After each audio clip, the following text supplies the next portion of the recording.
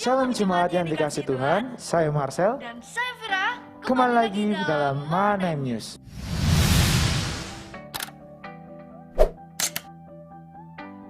Ibadah raya pada hari Minggu jam 8 pagi di gereja. Dan untuk doa lawatan setiap hari Kamis jam 7 malam di gereja.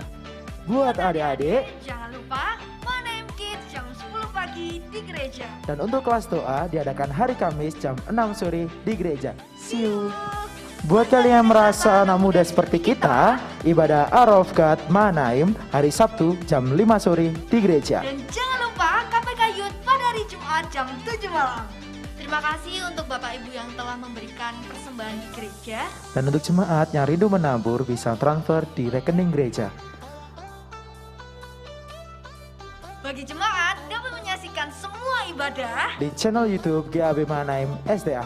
Tuhan Yesus memberkati.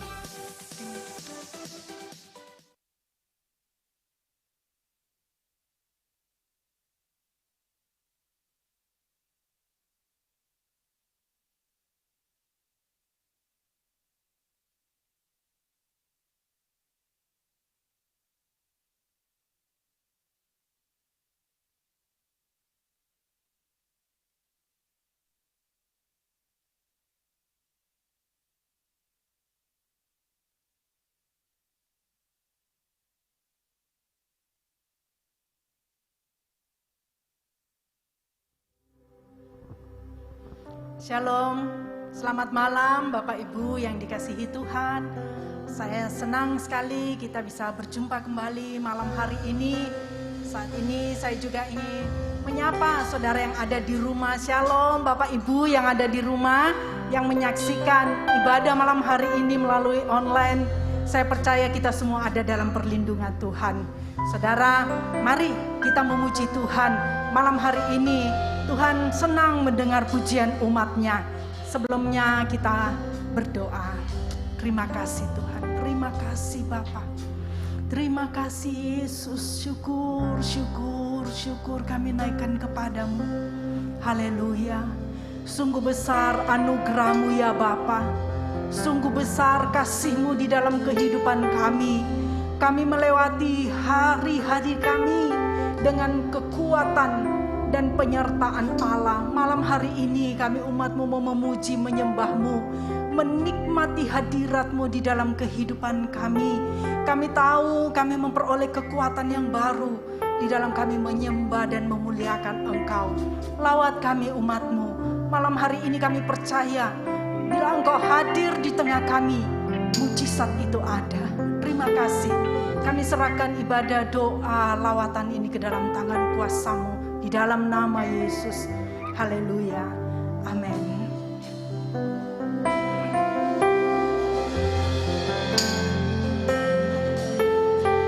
Kami rindu selalu bersama-Mu ya Bapa.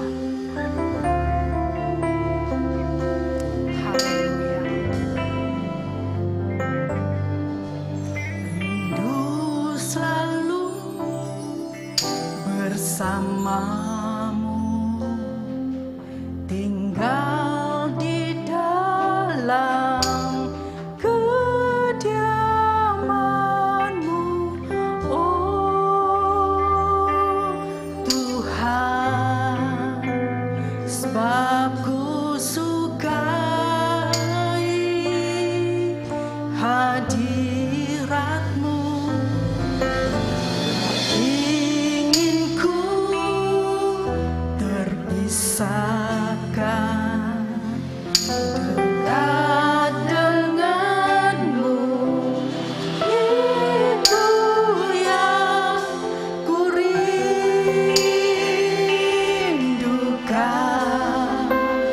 sebab ku dapati kedamaian. Sekali lagi kita katakan rindu selalu.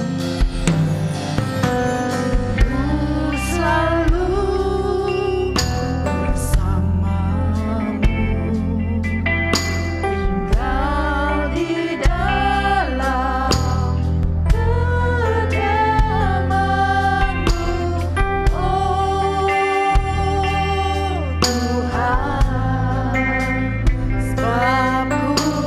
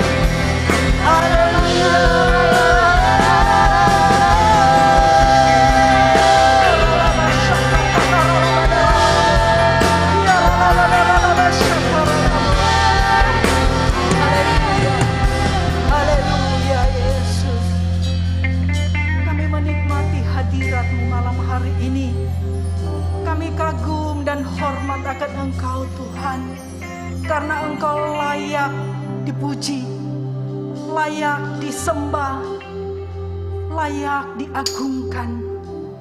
Engkau menjadi pusat penyembahan kami di malam hari ini. Biar kami fokus hanya kepadamu saja. Allah yang baik, Allah yang dahsyat, Allah yang perkasa. Terima kasih ya Tuhan, terima kasih. Haleluya. Ku kagum hormat akan Engkau, ku kagum hormat akan Engkau, Kau Allah yang layak dipuji. Ku kagum akan Engkau. Saya undang kita semua bangkit berdiri, kita naikkan pujian ini. Kagum hormat akan Engkau, kagum hormat akan Engkau. Haleluya. Yang layak dipuji, kagum akan Engkau. Lebih tinggi katakan kami kagum.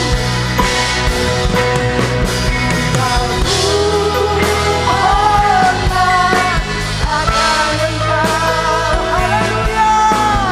Kagum Tuhan akan Engkau. Kau Allah yang layak dipuji. Kagum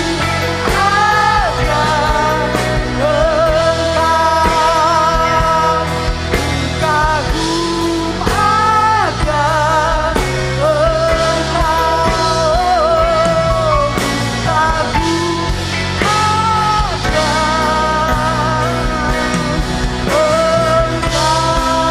Haleluya. Sorak-sorai bagi Yesus.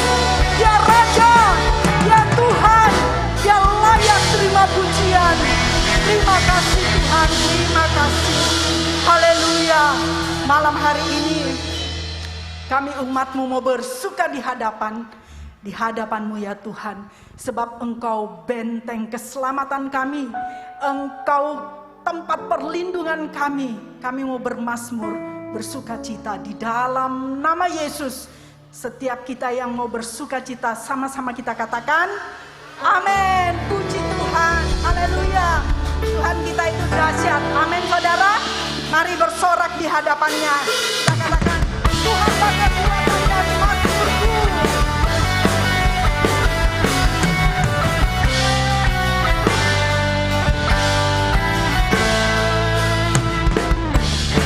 Hanya kekuatan mazmurku yang untuk bangunan keselamatan. Amin. Hanya padamu hatiku percaya.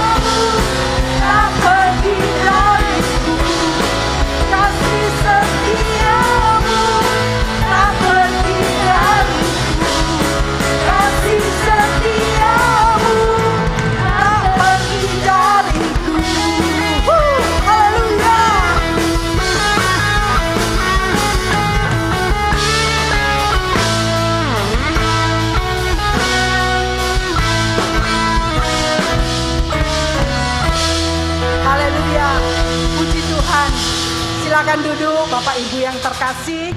Malam hari ini kita akan mendengarkan kesaksian dari seorang pemuda yang menerima pertolongan dan kemurahan Tuhan. Kami persilahkan.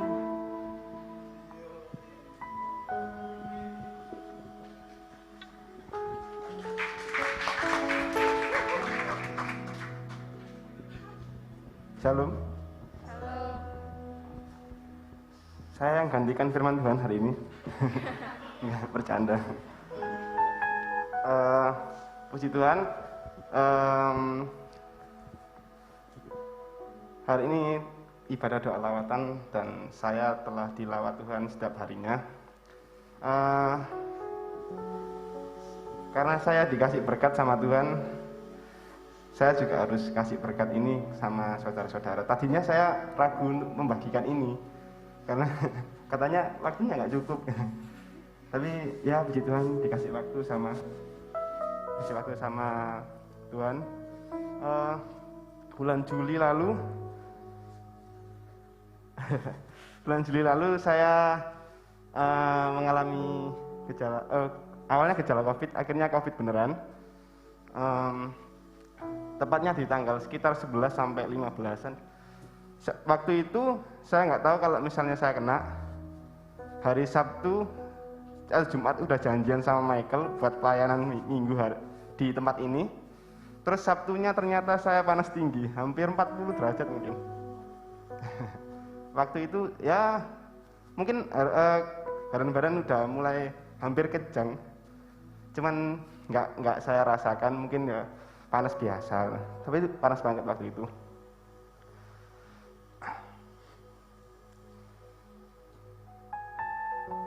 Hampir 1 bulan, 3 mingguan mungkin saya mengalami COVID itu.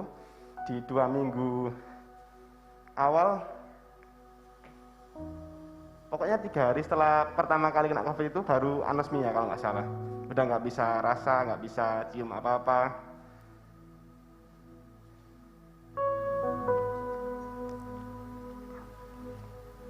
Ya,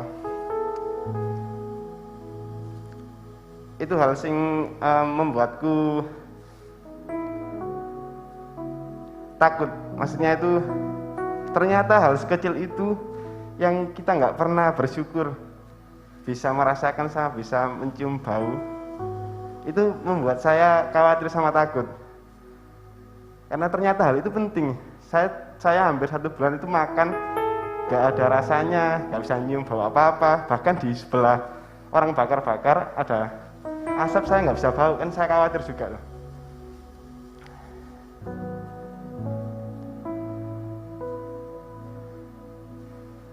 Lalu saya juga nggak nyaman kalau misalnya saya di rumah, saya juga nggak bisa beribadah juga, karena saya sebenarnya nggak nyaman ibadah online, karena tidak merasa, ya nggak merasa comfort aja. Terus akhirnya Tuhan mengingatkan kalau misalnya ya gimana, gak ada gereja yang buka loh. Terus mau ngapain kamu di rumah? Terus akhirnya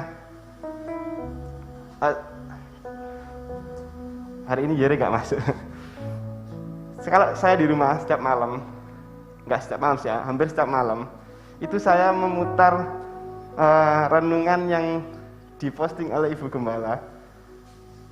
Itu kalau saya dengar itu sampai ketiduran kadang. Kalau nggak salah itu tanggal 30 Juli. Jadi saya kalau nonton Ibu Gembala itu sudah, misalnya Ibu Gembala sudah live Facebook, terus diposting lagi. Mungkin beberapa hari setelahnya baru saya tonton. Biasanya saya dengar kalau yang nonton itu biasa ada Bu Doris. Selalu disapa Bu Doris. Di saat itu temanya waktu itu cukup kalau nggak salah. Bu Gembala bilang cukup.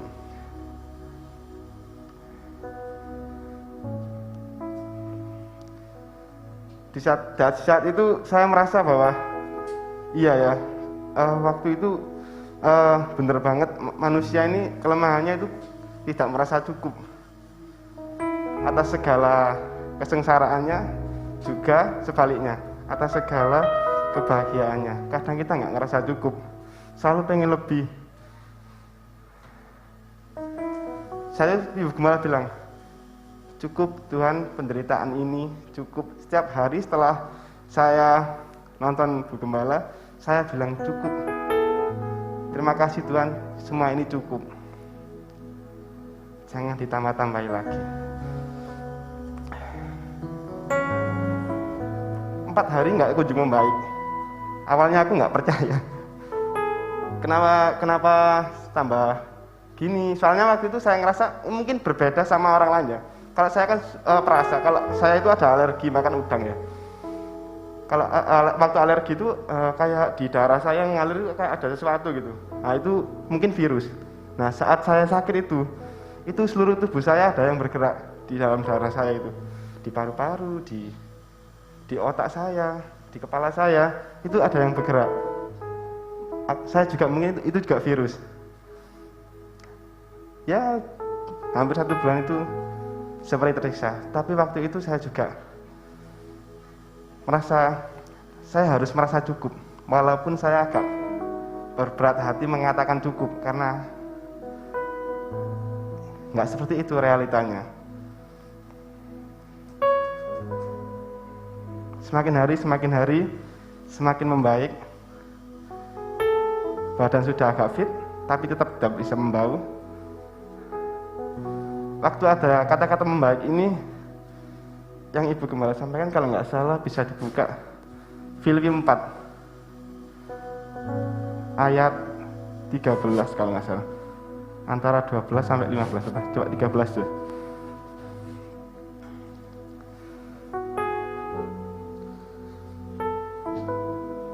Saya di sini gemeteran bicara. Mohon maaf.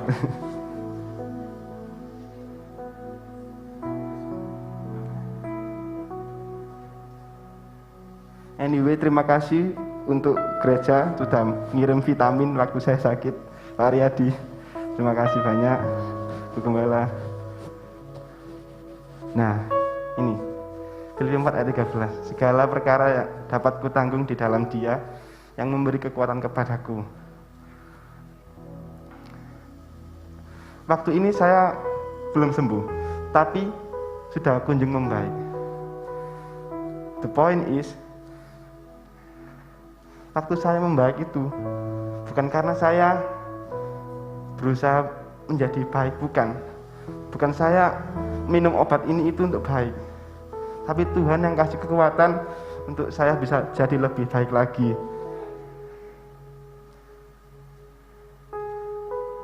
Ya saya cuma mau share kalau misalnya kita harus merasa cukup atas segala hal, bahagia, kesusahan, kesakitan.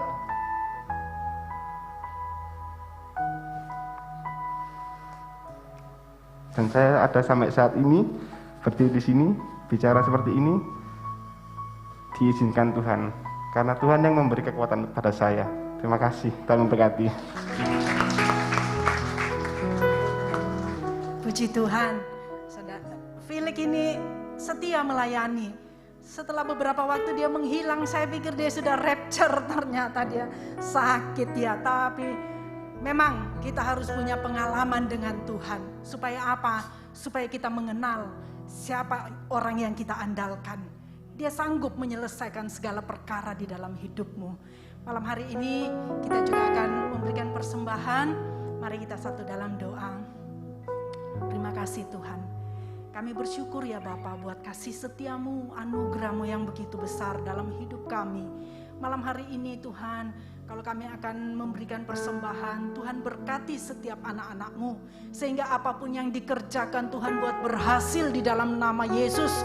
Tuhan juga menghardik segala belahap pelompat, belalang pindahan dari segala usaha pekerjaan anak-anak-Mu.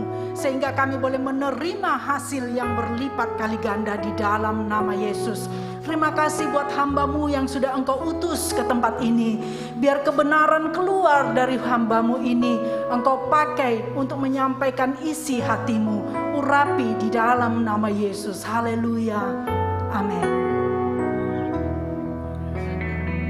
Persembahan bisa dijalankan.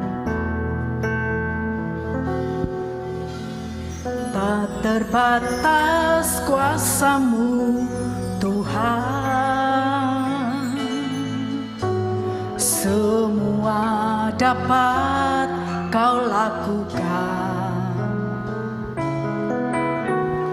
Apa yang kelihatan mustahil bagiku, itu sangat mungkin bagimu. Tak terbatas kuasa-Mu ya Tuhan, terbatas kuasa-Mu Tuhan. Amin, amin. Semua dapat kau lakukan. Mari saya undang kita semua bangkit berdiri. Apa yang kelihatan mustahil bagiku, itu sangat mungkin bagimu. Di saat ku tak berdaya, kuasa-Mu yang sempurna. Jika ku percaya, mujizat itu nyata, bukan karena kekuatan, namun Roh-Mu ya Tuhan. Ketika ku berdoa, mujizat itu nyata. Di saat ku tak berdaya, kuasa-Mu yang sempurna. Ketika ku percaya, mujizat itu nyata, bukan karena kekuatan, namun Roh-Mu ya Tuhan. Ketika ku berdoa, mujizat itu nyata.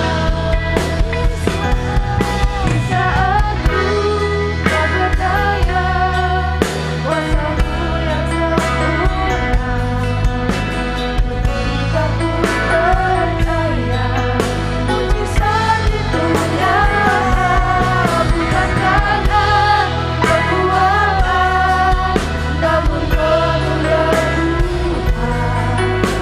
Ketika ku berdoa, mujizat itu nyata. Ketika ku berdoa, mujizat itu nyata. Ketika ku berdoa, mujizat itu nyata. Haleluya. Terima kasih ya Bapa. Untuk kesempatan di malam hari ini kami boleh datang kembali untuk beribadah memuliakan nama Tuhan. Dan terlebih lagi kami rindu akan kebenaran firman-Mu. Biarlah firman yang kami dengar itu menjadi berkat dalam pertumbuhan rohani kami. Dan hari lepas hari hidup kami makin berkenan dan siap untuk menyongsong kedatangan Tuhan yang tidak berlama lagi. Ya Roh Kudus, kuasailah pikiran dan hati kami sehingga seluruh firman Tuhan ini benar-benar tertanam di hati kami dan menghasilkan buah. Sehingga pekerjaan iblis, roh jahat sudah dihancurkan dalam nama Yesus. Dan hadirat Tuhan penuh atas kami semua. Dan pertolongan Tuhanlah yang membuat pemberitaan firman Tuhan ini dapat berjalan dengan baik sesuai dengan kehendak-Mu ya Bapa. Kami naikkan doa kami hanya di dalam nama Tuhan Yesus. Kami semua yang sudah diberkati Tuhan sama-sama katakan amin. Puji Tuhan. Shalom. Selamat malam Bapak Ibu serang kasih Tuhan. Bagaimana kabar kita hari ini? Luar biasa. Tuhan Yesus senantiasa menyertai kita semua. Amin. Nah, untuk firman Tuhan pada saat ini bertemakan hidup kudus di akhir zaman, saudara. Hidup kudus di akhir zaman. Nah, ketika kita mungkin mendengar tema ini, siapa yang perasaannya terganggu? Ada? Merasa tidak nyaman. Bagaimana kok firman-Nya hari ini bukan memberitakan masa pandemi, kuat di dalam Tuhan, siap teguh di dalam Tuhan, gitu kan lebih enak ya namanya. Tapi mengapa kita hari ini harus belajar hidup kudus, saudara? Ya, kita tidak tahu hidup kita ini seberapa lama di dunia ini, saudara. Ada banyak orang memikirkan mengatasi pandemi, hanya fokus seperti itu, tapi tidak pernah betul-betul serius mempersiapkan hidupnya dengan sungguh-sungguh menyongsong kedatangan Tuhan. Kedatangan Tuhan tidak harus di awan-awan saja, saudara. Nanti suatu hari kedatangan Tuhan seluruh dunia menyaksikan. Tapi juga ada kedatangan Tuhan yang kedua, yaitu lewat kematian. Kita dijemput oleh Tuhan Yesus sendiri, saudara. Dan kita sudah bisa mempertanggungjawabkan selama kita hidup di dunia itu, di dunia ini. Untuk itu, saudara, tema ini sangat penting untuk kita pelajari secara sungguh-sungguh serius. Sehingga kapanpun waktu kita sudah berkata, saya telah mengakhiri pertandingan sampai garis akhir. Sama-sama katakan amin. Amin. Mari kita buka dalam Galatia pasal 5 ayat 16 sampai yang ke-26. Ayatnya cukup panjang, jadi silakan Bapak Ibu menyimaknya di dalam kitab masing-masing atau bisa juga lewat PowerPoint, saudara ya. Maksudku ialah hiduplah oleh roh, maka kamu tidak menuruti keinginan daging. Sebab keinginan daging berlawanan dengan keinginan roh, dan keinginan roh berlawanan dengan keinginan daging. Karena keduanya bertentangan, sehingga kamu setiap kali tidak melakukan apa yang kamu kehendaki. Akan tetapi jika kamu memberi dirimu dipimpin oleh roh, maka kamu tidak hidup di bawah hukum Taurat. Perbuatan daging telah nyata, yaitu apa? Percabulan, kecemaran, hawa nafsu, penyembahan berhala, sihir, perseteruan, perselisihan, iri hati, amarah, kepentingan diri sendiri, pencitraan, roh pemecah, kedengkian, kemabukan, pesta pora, dan sebagainya.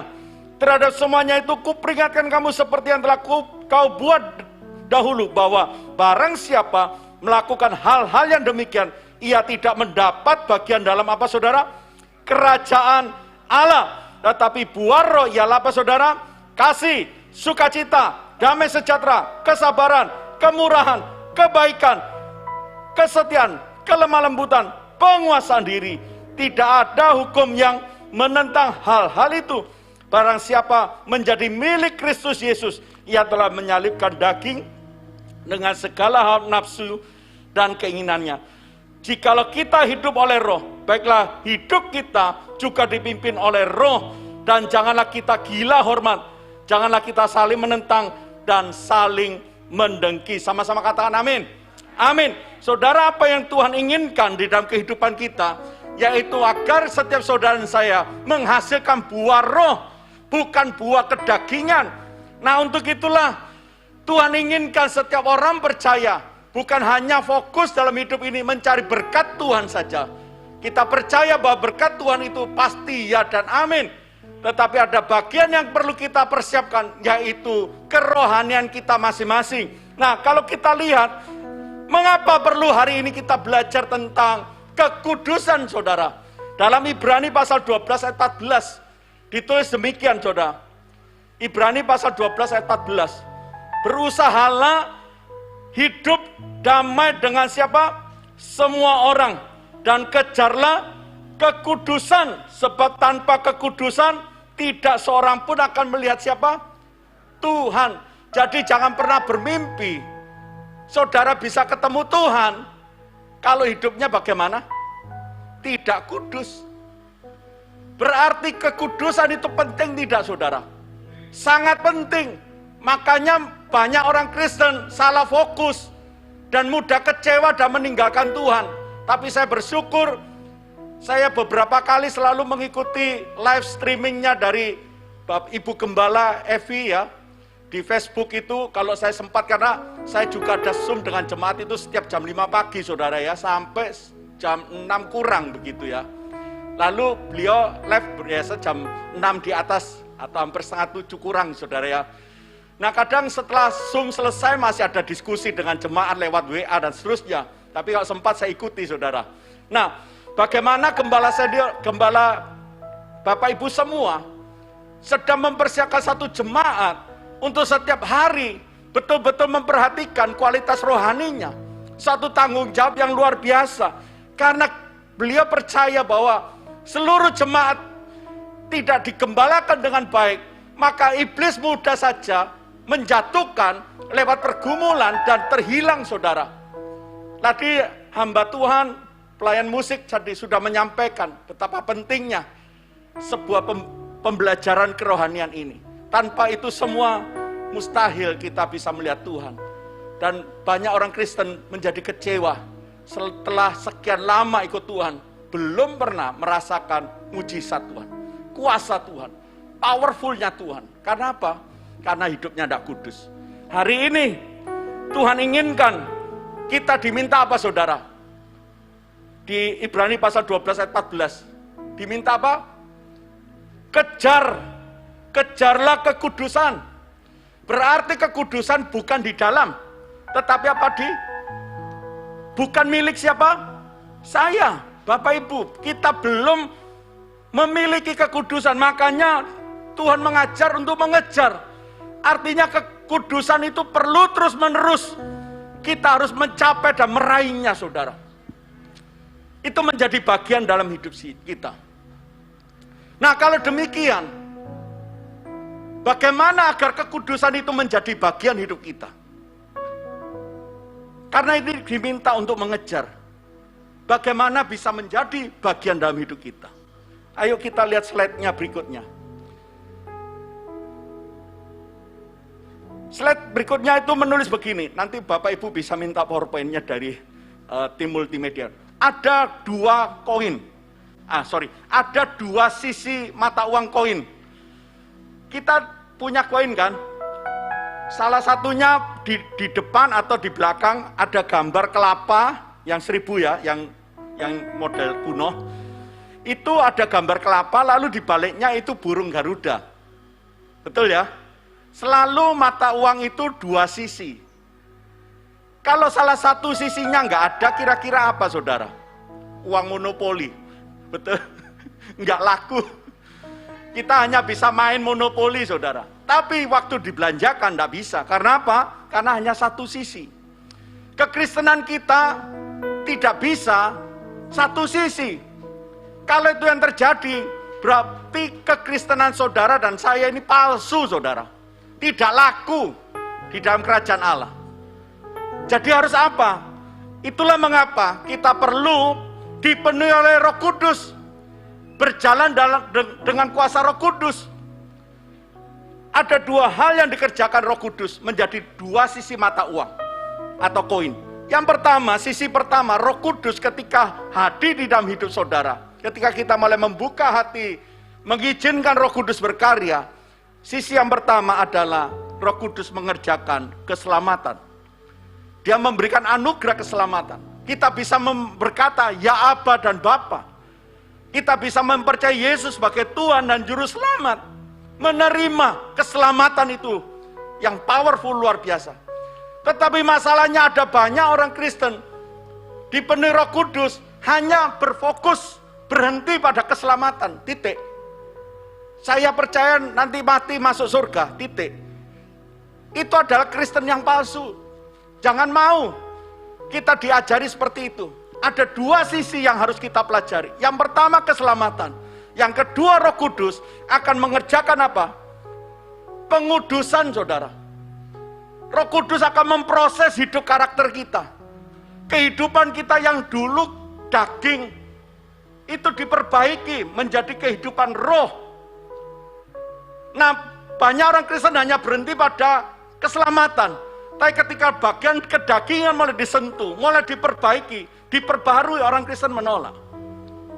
Enggan untuk datang beribadah ketika khotbah yang macam demikian. Lebih senang fokusnya berita kesembuhan, mujizat, berita berkat. Itu terus yang Bapak Ibu kejar. Nanti suatu hari kecewa, Bapak itu berkata, maaf, aku tidak mengenal engkau. Karena dari awalnya hanya menerima pimpinan Roh Kudus, hanya berhenti pada keselamatan. Hari ini lanjutkan karya Roh Kudus dengan berkata, Bapa, biarlah karya Roh Kudus menguduskan saya setiap hari. Amin. Mungkin khotbahnya tidak menarik, tapi saya percaya nanti Anda akan sukacita ketika kita berjumpa dengan Bapa di surga. Slide berikutnya. Dalam bahasa Ibrani, kata kudus itu kados, saudara, memiliki arti terpisah atau tidak tercampur dengan yang lain. Ya, terpisah. Apa maknanya ini, saudara? Saya ambil di Perjanjian Lama itu ditulis gini. Imamat pasal 20 ayat 26. kuduslah kamu bagiku.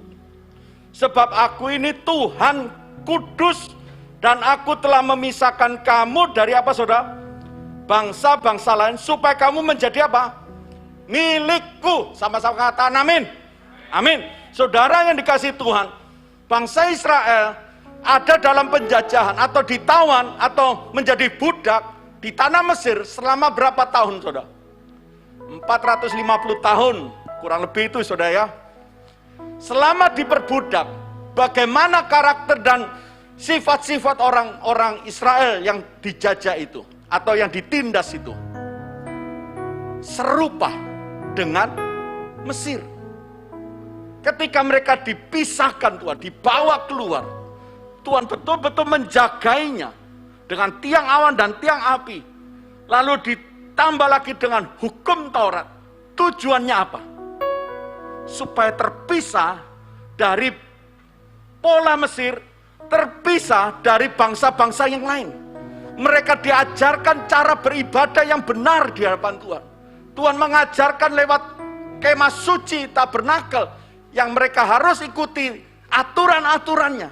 Supaya apa? Mereka dipisahkan. Mereka adalah milik Tuhan. Dengan demikian mereka bisa menjadi kesaksian bagi bangsa-bangsa yang lain. Ini loh yang cocok, yang sesuai dengan hati Allah pencipta segala-galanya. Tetapi hari ini pada perjanjian baru, apakah Tuhan ingin pisahkan saudara dari bangsa-bangsa yang lain? Tidak lagi saudara. Galatia mencatat apa yang dipisahkan di situ, yaitu daging dan roh. Tuhan tidak angkat saudara keluar dari pekerjaan, menyendiri di bukit, kita sama-sama orang Kristen berada di sana berkumpul. No. Tetapi Tuhan justru menempatkan kita di tengah-tengah serigala saudara. Kita ditempatkan dalam situasi di mana dunia ini makin gelap dan saudara menjadi terang. Dan kalau kehidupan saudara dan saya tidak dipersiapkan sungguh-sungguh pada malam hari ini, maka terang yang harusnya bercahaya di dalam diri saudara kita menjadi gelap lagi. Karena apa? Karena masih tercampur dengan daging.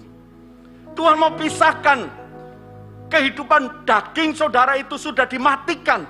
Dan yang muncul adalah buah roh. Kehidupan yang berjalan dalam roh. Ini yang perlu kita hari ini pikirkan bersama-sama. Tuhan tidak memisahkan saudara dari lingkungan pekerjaan, dari lingkungan studi anak-anak kita, dari tetangga kita. No, kita harus ada di sana menjadi terang. Untuk itu kita mau dipisahkan Tuhan, yaitu tentang kedagingan dan keinginan roh. Kita akan belajar lebih lanjut. Bagaimana menjalani kekudusan? Yang pertama saudara, Tuhan mau ajarkan kita hidup seturut firman-Nya. Sama-sama katakan hidup seturut firman-Nya. Mari kita lihat dalam Galatia 5 ayat 16. Maksudku ialah hiduplah oleh roh, maka kamu tidak akan menuruti apa saudara? Keinginan daging. Jelas Tuhan ingin pisahkan itu saudara.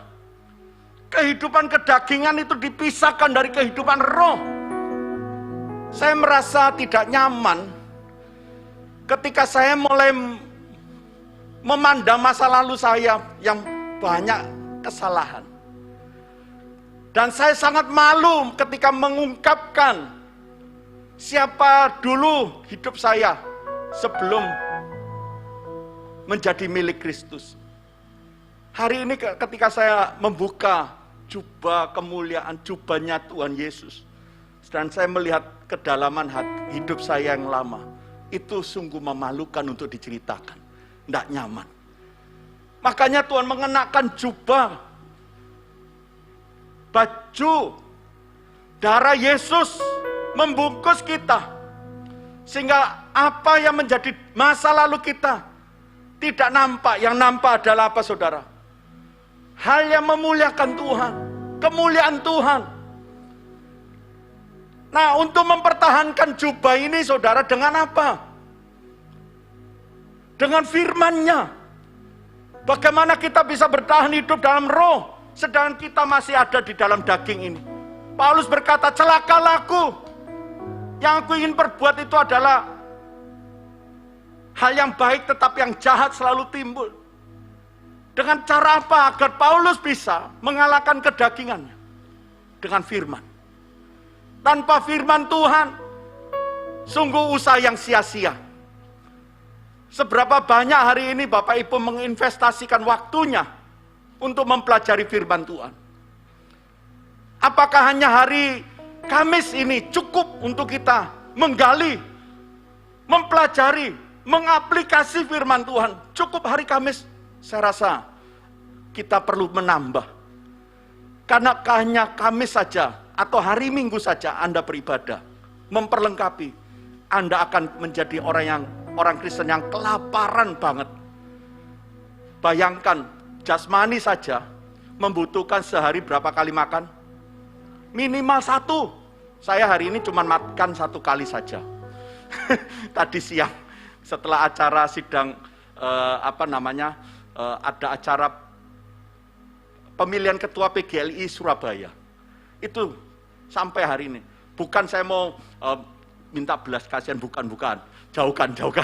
Artinya minimal 1 kali 1 hari. Ya ada cemilan ini. Bagaimana rohani kita dalam sehari? Berapa cukup kita membaca firman? Saya bersyukur pernah mendapat satu teladan dari almarhum papa saya.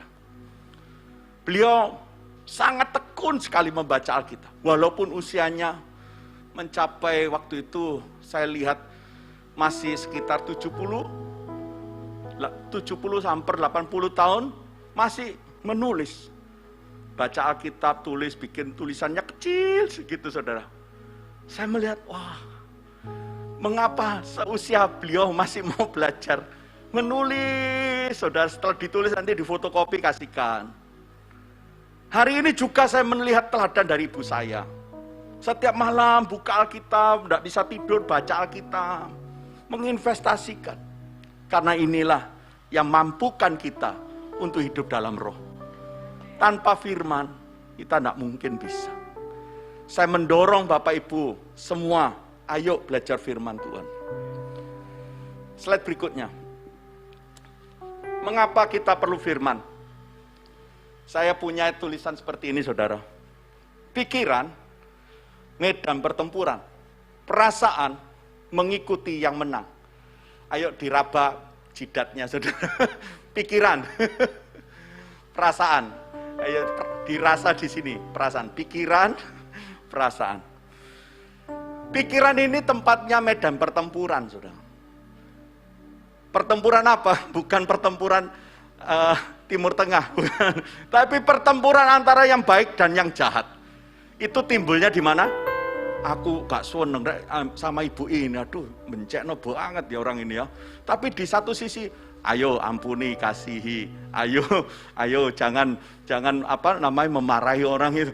Itu pikiran ini bertempur, saudara. Adakah di antara saudara yang pikirannya tidak pernah mengalami pertempuran setiap hari? Waduh, belonjonya habis. Waduh, kurang jatahku dari bojo. Waduh, ya apa ini? Pikiran. Tapi satu sisi berkata, jangan khawatir. Tuhan kita Allah yang hidup. Dia pasti mampu. Ini kan pikiran bertempur, saudara. Siapa yang menang? Kenapa, saudara? Mempengaruhi perasaan. Nah, ini celaka, saudara. Kalau pikiran saudara lebih dominan dikuasai daging, maka yang menang siapa, saudara? Perasaanmu dimenangkan oleh apa? Kedagingan. Ketika kita lagi susah, sumpek, pikirannya kita tidak ada firman yang kurang, tidak dominan, hawa nafsu yang lebih kuat, maka perasaan kita akan mengikuti. Tindakan kita akan mengikuti. Tapi kalau pikiran saudara kaya dengan firman Tuhan, saudara bisa memadamkan segala pikiran, menaklukkan pikiran-pikiran yang tidak berkenan itu. Saya yakin perasaanmu akan damai sejahtera. Perasaan kita akan sukacita walaupun kita di masa pandemi. Amin. Sekalipun di sisi kiri kita rebah berapa, saudara? 1000 berlaksa-laksa. Kita akan menonton saja berjalan. Bagaimana itu bisa muncul perkataan firman Tuhan? Karena kita telah menggali dan membaca berulang dan kita merenungkan dan mengaplikasikan. Sehingga apa saja yang hari ini kita sedang gumulkan tidak mengurangi sukacita kita. Amin. Karena firman lebih dominan. Menangkan pertempuran saudara lewat firman Tuhan. Mulai malam hari ini komit. Pulang Tuhan, aku mau belajar firman. Saya mau menginvestasikan waktu khusus walaupun capek-capek loh. Saya ini bangun tidur. Sebelum saya lakukan turun dari tempat tidur, saya langsung buka HP baca Alkitab. Bukan mau pamer, tapi saya mencoba meniru. Saya dimentori dengan kawan saya dari Korea, saudara. Sebelum aktivitas apapun, sebelum turun untuk, mohon maaf, ke belakang, sekalipun ke belakang, buka Alkitab, baca dulu. Kadang saya baca hanya satu perikop atau separuh, kalau panjang separuh. Saya mendulukan karena dikasih contoh dari mentor, seorang hamba Tuhan dari Korea. Dia membaca. Itu benar-benar membuat spirit saya yang tadinya kacau-kacau kepikiran, firman itu lebih dominan. Sukacitanya luar biasa. Mengakhiri malam, firman Tuhan lagi. Sepanjang hari ketika saya sudah bikin renungan, saya kirim, agak sekian jam, saya mulai buka, saudara. Saya buka, baca lagi. Saya ingat-ingat, oh ya, tulisan saya ini, saya mau aplikasikan. Jadi, nggak muncul satu hati atau perasaan yang mengikuti keinginan daging. Itu yang harus muncul di dalam kehidupan saudara, agar kekudusan itu dapat kita terus mengejar sampai kapan? Sampai kita bertemu dengan Yesus. Yang kedua, bagaimana menjalani kekudusan? Firman Tuhan mengajarkan hasilkan buah. Galatia pasal 5 22-23. Tapi buah roh ialah kasih, sukacita, damai sejahtera, kesabaran, kemurahan, kebaikan, kesetiaan, kelemah lembutan, penguasaan diri. Ada 9 rasa buah itu. Buahnya satu, tapi punya 9 rasa. Kalau kita tanam mangga, ya rasanya mangga, ya iya. Tidak pernah tanam mangga rasanya durian, saudara. Itu ajaib. Tapi hanya roh yang memampukan buah saudara itu rasanya 9, saudara. Ketika di lingkungan model apa, orang itu bisa, wah, aku merasakan kasih orang ini. Di lingkungan B, oh enggak, orang itu sukacita. Di banyak hal kita akan melihat satu hal yang demikian, itu pekerjaan roh. Tetapi masalahnya, Yohanes pasal 15 mengatakan bahwa ada ranting yang tidak berbuah, saudara. Maka, apa saudara? Dipotong. Lalu dicampakkan dalam api. Bagaimana mungkin pohon itu terawat? Pokok pohonnya itu Yesus Kristus terawat. Memberi nutrisi yang sama. Setiap kita ini tidak dibedakan oleh Tuhan Yesus. Oh, orang ini cerdas. Wah, saya kasihlah buah rasa 9. Yang 1, 2 saja. Enggak. Ini muncul semua 9 ini, saudara. Tidak dibedakan. Tapi mengapa ada satu rantingnya dipotong? Pernah kita memahami ini? Kalau belum nanti tanya AE, Evi yang bercocok tanam. Saya lihat anggreknya luar biasa. Silakan bertanya mengapa tidak menghasilkan. Alkitab mencatat mengapa ada orang Kristen tidak menghasilkan buah. Padahal kita sudah diberikan kemampuan untuk menghasilkan itu. Ternyata saya belajar, saat kita tidak lagi mau bertanggung jawab terhadap apa yang Tuhan percayakan, maka buah itu stop. Ketika kita sudah berkata, saya sudah cukup banyak yang saya sudah lakukan, maka engkau tidak akan lagi menghasilkan buah. Tanggung jawab Tuhan berikan, itu harus sampai kita ketemu sang pemiliknya. Tanpa belum bertemu, ayo terus kerja. Kerjakan, kejar kekudusan, berbuat terus, jangan pernah menolak tanggung jawab yang ditambah-tambahkan oleh ibu gembala kita. Saat orang mulai merasa puas dengan satu pelayanan yang diberikan oleh gembala, dan kita mengatakan, tidak Bu, yang lain aja. Saat itu kita sebetulnya sedang menutup buah kita sendiri. Dengan kita ditambahkan buah, ditambahkan tanggung jawab, buahmu akan tetap dan terus berbuah. Contoh kita hari ini ada seorang kameramen yang sangat amazing, karena harus berdiri tadi saya lihat selama sepanjang pujian berdiri syuting, masih harus atur-atur gitu. Saya berkata ini amazing karena apa? Tanggung jawab ini diambil, dia sedang mengeluarkan buah kesabarannya, sedang mengeluarkan buah penguasaan diri. Saya ada di gereja juga pakai kameramen juga.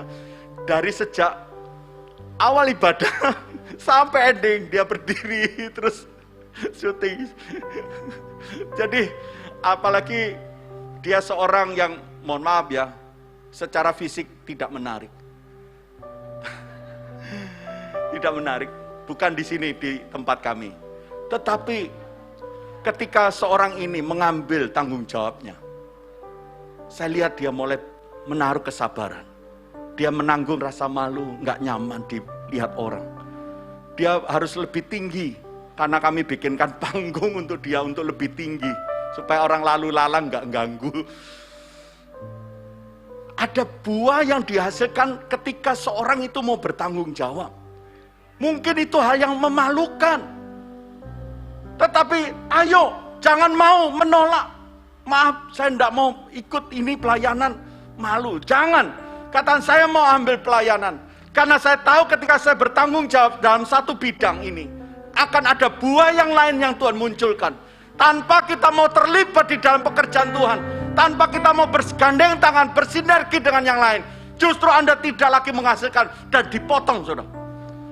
Ayo sama-sama hari ini, bangun satu kebersamaan, bergandengan tangan. Jangan gini, aduh aku di tempat ini tidak enak, tidak nyaman, pindah lagi. Di sana pun sama, tidak akan menghasilkan buah.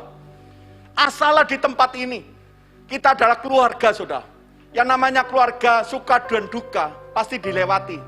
Tidak pernah kita, ketika kita suka saja, keluar ada di dalam keluarga itu. Tapi ketika keluarga itu mengalami satu pergumulan, dan tidak nyaman, lalu kita pindah, nggak pernah. Dia tetap akan menjadi bagian dari keluarga itu. Gereja pun sama, kita adalah tubuh, satu tubuh di dalam Kristus. Mari kita berkata, saya mau bertanggung jawab bagian saya mau menghasilkan buah di gereja ini. Saya yakin saudara, dengan demikian kedaginganmu tidak muncul, saudara. Tapi orang yang meletakkan tanggung jawabnya, dia justru kehilangan buah dan kedagingannya makin kuat lagi. Orang yang nganggur kan lebih resek ya saudara ya. Orang nganggur, penonton bola itu yang paling resek siapa? Sporternya saudara ya. Yang ribut itu sporter saudara. Lempar inilah, lempar itu saudara. Maki-maki saudara. Tapi pemainnya itu tidak peduli saudara. Dia mau gol, tidak gol saudara. Pokoknya dia fokus aja. Cari bola, tendang yang kuat saudara. Ya kan? Cari gawangnya di mana. Tapi yang ribut justru orang yang nganggur itu saudara. Nah kalau saudara ada di gereja ini nganggur, tidak akan ada hasil buahnya, tapi kedaginganmu lebih menonjol. Resek. Dan saya tidak ingin gereja GAB, gereja Allah Baik ini dipenuhi orang yang resek, tapi dipenuhi oleh orang-orang yang bertanggung jawab, agar berbuah dan menghasilkan terus buah, dan untuk kemuliaan nama Bapa. Amin. Ya, saya mau kasih contoh gambar saudara, tapi mungkin terlalu panjang, hanya gambar singkat aja. Ada seekor domba, Pringle. Dia ini terhilang dari kandangnya karena kebakaran. Sekitar hilangnya itu tidak tanggung-tanggung saudara. Dia hilang itu kurang lebih 13 tahun. 13 tahun hilang. Ya. Dan, bukan 13, 7 tahun, maaf salah. Dari 2013 dia hilang karena kandangnya kebakaran, lalu kabur saudara. Dan pemiliknya sudah menyangka ini mati sudah. Karena tidak tahu di mana. Tapi 7 tahun kemudian, ketika pemiliknya ini yang bernama Alice Gray ini, ya bisa di Google aja, ada websitenya. waktu bikin barbecue di halaman belakang, dia lihat dari kejauhan kok ada kayak bola bundar putih, apa itu ya. Lalu dia dekati, jadi itu kayak belakangnya di Amerika itu kan kayak hutan-hutan gitu ya. Didekati, oh ini dombaku yang hilang 7 tahun yang lalu. Wah, sudah berubah, saudara. Ini modelnya kayak gini. Ini digotong 5 orang, saudara. Diangkat 5 orang. Yang saya mau kasih tahu, domba ini bertanggung jawab, saudara. Walaupun dia tidak dipelihara oleh tuannya. Bertanggung jawab. Apa tanggung jawabnya? Berbulu lebat. Dia tidak pernah, walaupun tidak diperhatikan, dia harus terpisah cukup lama 7 tahun. Dia ingat kembali. Saya harus datang kepada Tuhan saya, menyerahkan bulu saya yang sudah 7 tahun tebal sekali sampai menutupinya dan dia sulit bergerak. Tetap menghasilkan bulu yang untuk tuannya. Hari ini kita bukan domba. Anda dan saya adalah manusia yang diberi Tuhan diciptakan, bukan 1 yang kita hasilkan, tapi ada 9 yang kita hasilkan. Amin. 9 rasa. Ayo, dengan tanggung jawab itu, kita akan bisa menghasilkan buah lebih banyak lagi, lebih berlebat lagi, sampai kita berjumpa dengan pemilik kita, yaitu Yesus Kristus. Lakukanlah tanggung jawabmu. Yang ketiga, yang terakhir, memakai salib Kristus. Bagaimana menjalani kekudusan? Pakai salib Kristus. Ketika saya sampaikan kata memakai salib Kristus, nanti jangan pulang dari tempat ini rame-rame ke toko emas beli kalung salib ya saudara ya. Jangan saudara. Bukan itu maknanya. Atau rumah saudara nanti dipenuhi dengan lambang salib semua. Ya, dipenuhi apa itu kayu dari tanda salib. Bukan itu maksudnya. Ayo kita lihat Galatia 5 ayat 24. Barang siapa menjadi milik Kristus Yesus, ia telah apa saudara? Menyalibkan daging dengan segala hawa nafsu dan keinginannya. Ingatlah bahwa di dalam diri saudara sudah ada cap atau stempel milik Kristus. Ditandai dengan apa saudara? Lambang salib. Salib itu lambang apa saudara? Ada yang tahu? Kemenangan, lambang kematian. Yesus mati nggak di salib? Mati. Jadi kalau saudara dan saya mengenakan salib, berarti adalah lambang kematian. Apakah kita harus mati? Mati apa itu namanya? Roh dan jiwa kita bukan. Tapi ingatlah bahwa hidup kita sudah dibeli, sudah dibayar. Engkau tidak perlu mati, jiwamu tidak perlu mati, rohmu tidak perlu mati, karena Yesus sudah menanggungnya di atas kayu salib. Yesus sudah menggantikannya. Dia telah membeli kita dengan darah yang lunas dibayar. Enggak ada sisa hutang. Kalau lambang itu ada di dalam diri kita, keinginan daging sulit untuk muncul, sulit untuk mendominasi lagi. Tapi kalau kita mulai meletakkan salib Yesus, kita mulai abai, kita nggak mau lagi memandang korban kematian Yesus, lambang kematian itu, maka apa saudara? Maka dengan mudah hidup kita kembali kepada perbuatan daging. Maukah hari ini saudara dan saya terus mengenakan salib Yesus? Sebagai orang Kristen, seringkali kita diolok, dihina, dan mungkin diperlakukan tidak adil. Tadi pagi saya bertemu dengan Kemenak Pak Doli, saudara. Saya menanyakan mengapa untuk orang-orang Kristen ini perlakuannya kurang di departemen. Ya Pak, Bapak tahu sendiri kita ini minoritas. Ya, dalam banyak hal kita ini sangat direndahkan. Tapi ingatlah saudara, justru saat kita memakai salib itu, kita mampu menanggungnya. Amin. Tidak mudah menyerah. kita menjadi seorang fighter, saudara, menghadapi apapun. Karena apa? Kita lihat Tuhan, kita itu pemenang, saudara.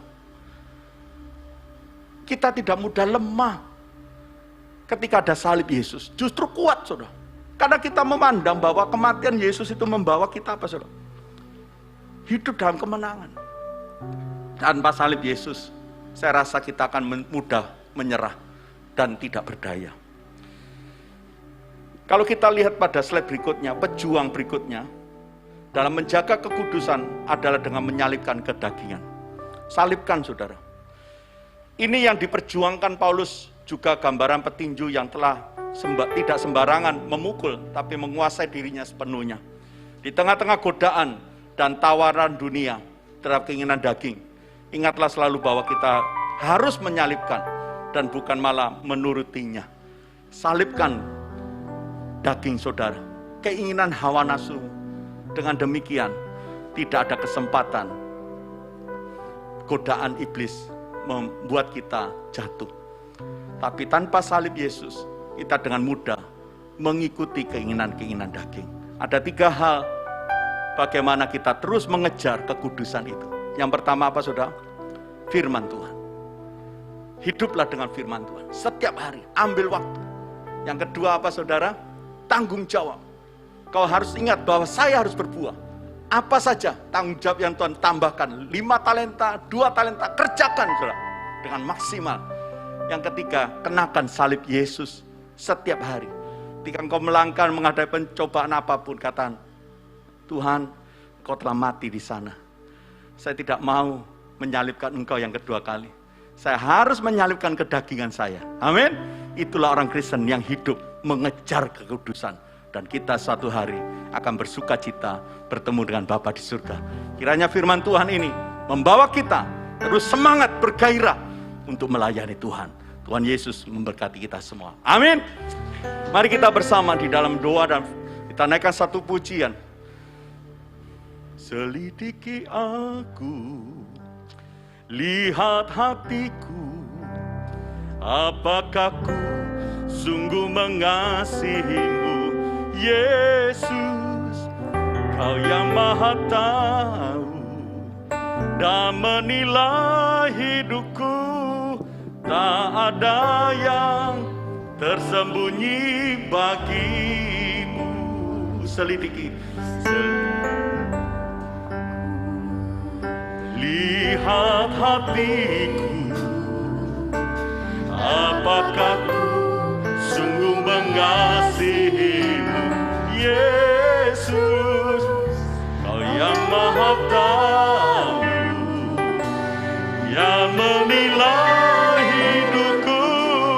Tak ada yang tersembunyi. Mari angkat tangan kita.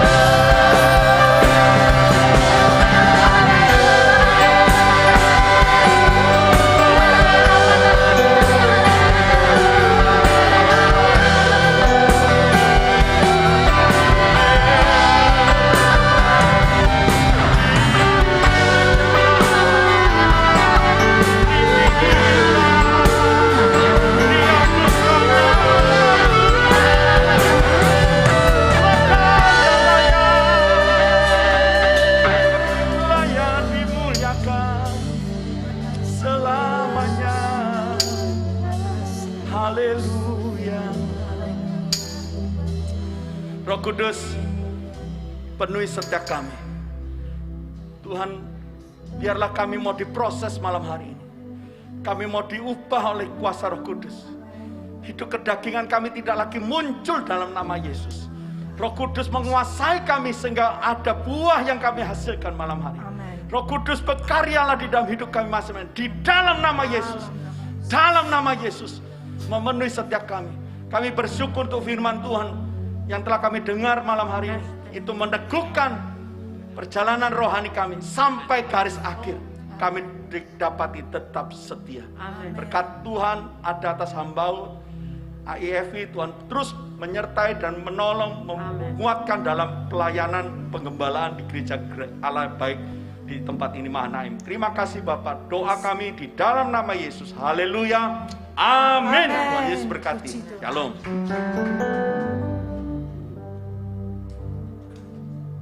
Ya, saudara, kita akan mendengarkan kesaksian dari Bu Esther. Saya berdiri di sini aja ya. Ya. Mungkin saudara tanya kenapa saya bawa tongkat, saudara. Ini untung bahwa masih ada tongkat ya.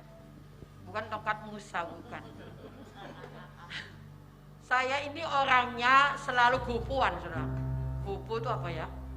Selalu, kalau bahasa Cina ini cincang gitu. Selalu kepengen semangat gitu. Nah, saya ngejar David. David mau pulang, saya bilang, Fit. Terus akhirnya di rumah saya itu memang pakai babut, tapi ada benda yang satu kecil segini, saudara, muncul gitu, nggak kelihatan, saudara, langsung jatuh, bak, miring. Jadi rusuk saya sama badan saya ini bungkak besar, sini dibungkak. Waduh, saya nggak bisa jalan, nggak bisa berdiri. Padahal besok lusanya itu saya mesti khotbah di lapangan, di tempatnya Asri Abadi, tempat kuburan suami saya. Terus saya bilang, waduh bubar nih setan betul ya. Tapi saya bilang, tidak apa-apa, aku tetap berangkat. Karena nih apa mama mau berdiri, tidak bisa kok. Gini, pakai krat. Jadi saya bawa krat yang gini loh. Nah gini, saya pegang. Berdiri itu ya gemeter. Tapi saya, aduh setengah mati sakitnya. Tulangnya yang sakit, kena duas gitu. Rusuknya sakit, duas. Wah ini iblis ini, supaya bukan iblis sebenarnya, saya kurang cu'i, kurang perhatian. Hal kecil jadi akibatnya jatuh. Wah tapi saya tidak pusing, saya masih khotbah. Selesai besoknya kurang lebih ya katakanlah, saudara kita kasih tahu ya, mujizat Tuhan itu bukan cuma doa. Jemaat saya itu ngambil beras direndam, ngambil serai, dipotong kecil-kecil kayak bawang itu, diulek sudah, dibobokno sini, semua dibobokno sampai di sini. Itu yang sakit dia lama keringnya, tapi yang tidak sakit langsung kering.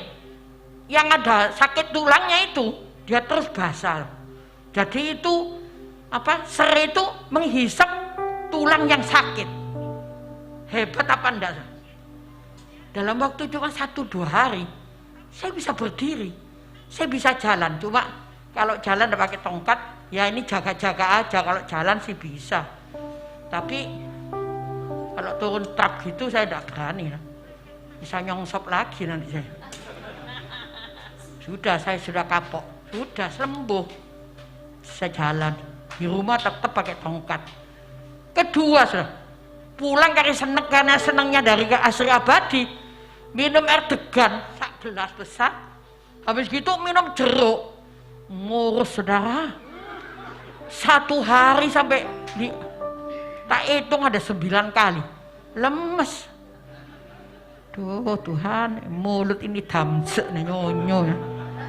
Anak saya marah sekali, mama ini gitu ya, marah. Tidak pikir nang cepet sehat gitu loh. Ternyata malah ambyuk. Sudah minum apa gitu tidak tahu ya. Terus saya sudah minta ampun, sembuh. Saudara tahu, kelihatan black susu, tak tarik. Ini suwe sudah seret, 2 muncul. 3 kali ya. Perut sembuh, kaki sembuh. Darahnya ngalir di jempolan. Banyak saudara. Marah lagi anak saya yang perempuan. Mama nih loh, apa tidak mau diem, ngeliti saya. Nggak tahu ya, mama ini tidak senang.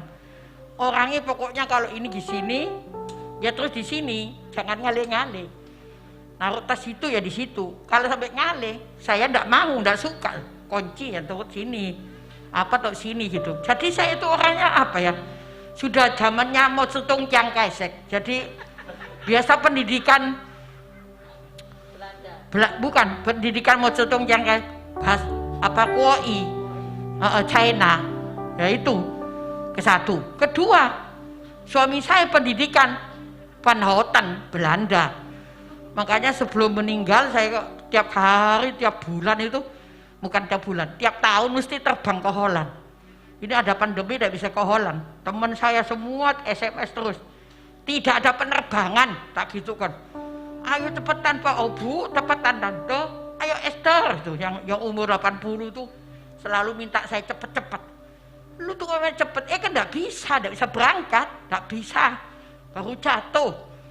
Aduh ya itu macam-macam, sing jatuh, sing murus, sing tangan suwek. Saya sudah minta ampun sama Tuhan. Tuhan, saya minta ampun. Cukup 3 kali saja ya Tuhan. Saya tidak mau lagi, ini otak sudah peperangan terus.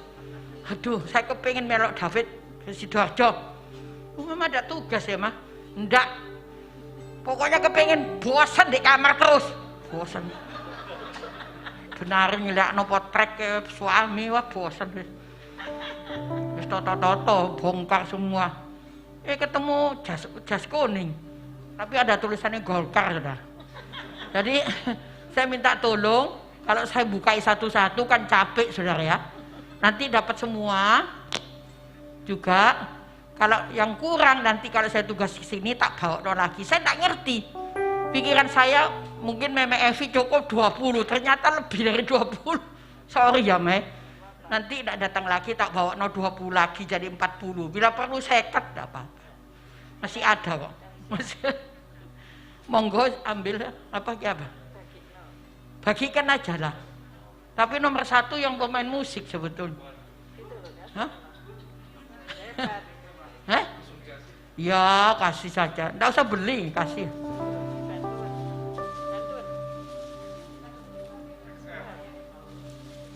Kalau XL itu yang gemuk.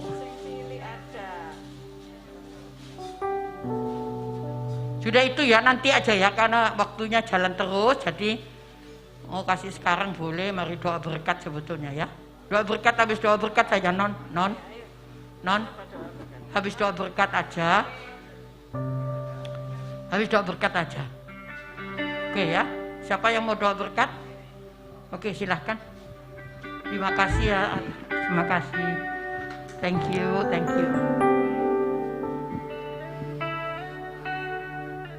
Mari silakan Bapak Ibu kita bangkit berdiri.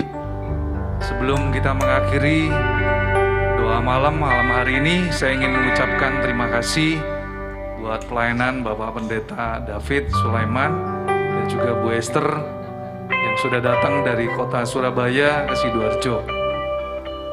Oke, dan hari Minggu besok juga kita akan dilayani oleh Bapak Pendeta Paul Heri. Saya mengajak seluruh jemaat untuk hadir dalam ibadah raya Minggu jam 8 pagi sampai dengan jam 9. Mari saudara kita angkat kedua tangan kita untuk kita boleh menerima berkat Tuhan. Terima kasih Bapa untuk firman-Mu dan kebenaran yang sudah Tuhan sampaikan melalui hamba-Mu Bapak Pendeta David Sulaiman. Tuhan berkati kembali kehidupan hamba-Mu, isi kembali bejana hidupnya Tuhan. Pakai beliau lebih lagi, sehingga dimanapun Tuhan Kau mengutus hamba-Mu melayani, biarlah semakin banyak jiwa boleh dimenangkan. Dan kami juga berdoa supaya pelayanan di mana yang Tuhan percayakan untuk hamba-Mu layani, Tuhan berkati bersama Ibu Esther Tuhan. Dan Kau juga yang terus memulihkan kondisi Ibu Esther Sulaiman di dalam seluruh kesehatan tubuhnya, supaya hari-hari ini Tuhan yang memulihkan kondisinya. Terima kasih Bapak. Hari ini kami juga berdoa buat seluruh sidang jemaat Kalau ada di antara kami yang sakit, Tuhan sembuhkan. Kami teringat untuk anak Gabriel, juga anak Christopher Tuhan. Kami percaya kedua anak ini adalah biji matamu, dan hidup ini adalah milik Engkau. Kami menyerahkan kedua anak ini. Biarlah Tuhan terus memulihkan kondisi anak Gabriel dan juga anak Christopher. Kami percaya mereka akan mengalami mujizat dan kesembuhan ilahi. Terima kasih Tuhan. Saat ini kami akan mengakhiri ibadah doa malam lawatan, dan kami rindu untuk kami boleh menerima berkat yang daripada Tuhan. Mari angkat kedua tanganmu untuk menerima berkat Tuhan. Tuhan memberkati engkau dan melindungi engkau. Tuhan menyinari engkau dengan wajahnya dan memberi engkau kasih karunia. Tuhan menghadapkan wajahnya kepadamu dan memberi engkau damai sejahtera. Terimalah semua anugerah kebaikan hanya di dalam nama Tuhan Yesus Kristus. Yang sudah menerima berkat Tuhan, mari kita katakan amin.